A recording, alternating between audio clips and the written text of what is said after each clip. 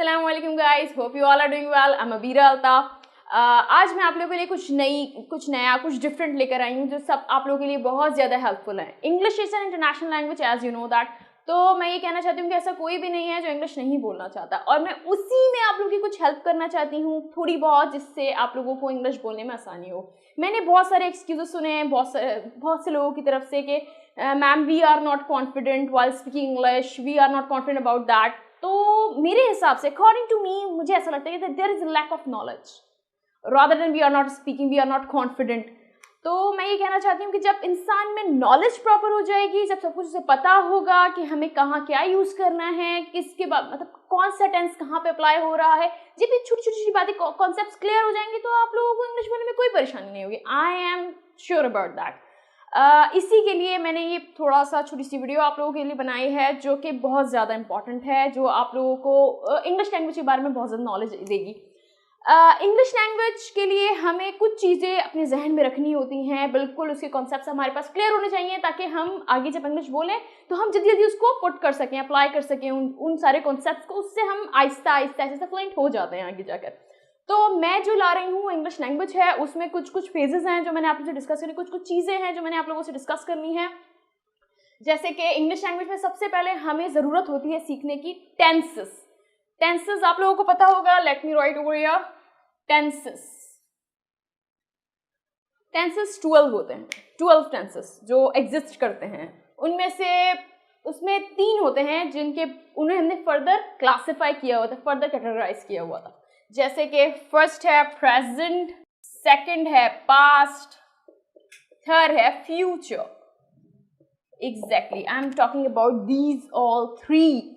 क्योंकि प्रेजेंट मतलब होता है which we are doing right now, जो हम अभी कर रहे हैं। हमने ना किया था ना हम करेंगे, हम अभी कर रहे हैं, we are doing it right now. हम रेगुलर बेसिस पे करते हैं कोई चीज़, दिस इज कॉल्ड प्रेजेंट। अगर मैं पास्ट की बात करूं, जो हमने किया था, एज यू नो दैट, जो हमने किया था कल, जो हम कर चुके हैं, ठीक है, जो हमने 1-2 दिन बाद किया था। प्रेजेंट में late me clear one thing, present में जो हमने बिल्कुल अभी किया होता है वो भी हम इंक्लूड करते हैं। बिल्कुल अभी कुछ टाइम पहले जो किया होता है वो भी हम प्रेजेंट में इंक्लूड करते हैं। पास्ट में जो हमने 1 दिन पहले किया होता है, 2 दिन पहले किया या साल पहले किया होता है। और हम फ्यूचर की बात करें तो जो हम करने वाले हैं, we will do in the future, जो हम आगे करेंगे मुस्तकबिल में, वो फ्यूचर में इंक्लूड होता है।